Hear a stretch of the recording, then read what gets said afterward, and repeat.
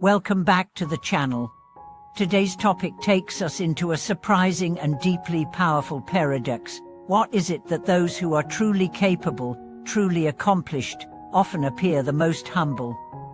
Why do the greatest teachers speak softly? Why do the strongest leaders avoid attention? Why do the wisest individuals often walk the earth as if they know nothing at all? In a time when success is often shouted from rooftops, flaunted on screens, and measured by how many people know your name, this ancient insight feels almost revolutionary. And yet, the greatest spiritual and philosophical traditions have echoed this same truth. The more real power you hold, the less you need to prove it. Today, we will explore this truth through the life and teaching of Master Guang, a legendary monk whose humility concealed profound spiritual attainment, and whose quiet example taught generations the true essence of mastery. His life reminds us that the deepest success is not in being recognized, but in being real. Let's begin with the image most people had of Master Guang. He wore the same robes every day, slept sitting up, and lived with nothing beyond the bare essentials. He rarely spoke unless asked. He avoided praise, and yet those who met him often left in tears, feeling as if they had just stood in the presence of a mountain. His gaze pierced illusion. His silence taught more than most lectures. His presence shifted the air around him. And what made him truly extraordinary was that he never called himself extraordinary. Why? Because he knew the truth. Ego cannot coexist with real wisdom. Let's dive into this. What does it mean to be truly capable? It means you've seen your limits and gone beyond them. It means you've failed and gotten back up. It means you've suffered and still chosen love. It means you've reached understanding, not just in mind, but in heart. But when you reach that place, something surprising happens. You stop needing to be seen. Because what you found within is so rich, so deep, so fulfilling, that utter recognition becomes irrelevant. Master Guang once said, "A mountain does not boast of its height. The sky does not declare its vastness." Why should I speak of myself? He wasn't pretending to be humble. He was living from wholeness. And that's the key. Real humility is not self-denial. It's self-transcendence. It's no longer being obsessed with how you appear, because you're rooted in who you are. Let's look at how this contrasts with the world today. Many people chase success to feel worthy. They post, they promote, they compete not because they're bad, but because they're scared. Scared they're not enough. Scared they'll be forgotten. Scared they'll be invisible. But when you meet someone who is truly at peace with themselves, you feel it. They don't interrupt. They don't name drop. They don't dominate the room. They don't advertise their value. Because they know their value is not up for debate. One disciple of Master Guang recalled visiting him during a crisis of faith. The disciple was angry, disillusioned, full of questions. He expected to be corrected or debated. Instead, the master listened quietly. Then he simply asked, "What is hurting in you that makes you speak with such fire?" The disciple wept, because in that moment, he was not met with ego but with presence. That's the difference humility makes. Now let's explore how humility and success are not opposites but companions. True humility is not thinking less of yourself. It's thinking of yourself less. It's being available for truth, for others, for life itself. Humility clears the mind of noise. It opens the heart. It strengthens your listening. It sharpens your discernment.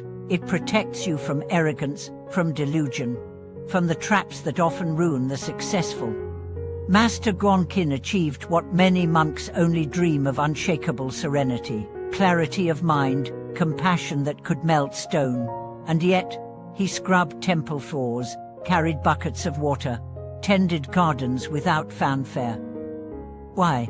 Because he didn't see it as low work. He saw no separation between action and truth.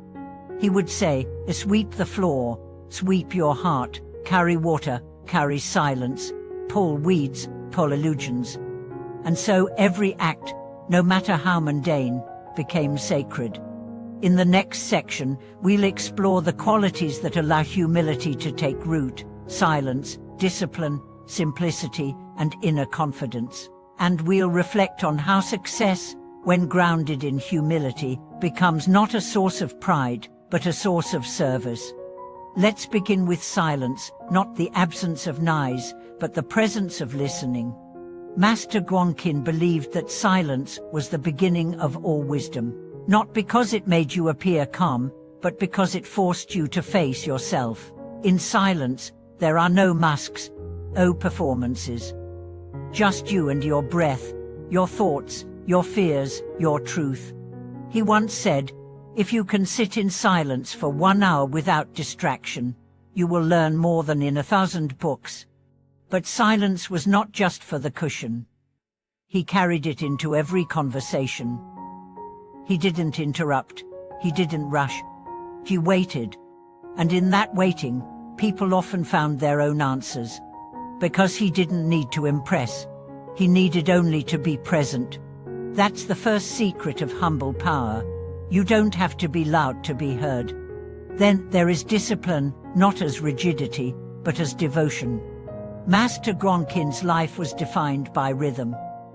Waking before dawn, meditating for hours, eating simply, speaking little, serving constantly.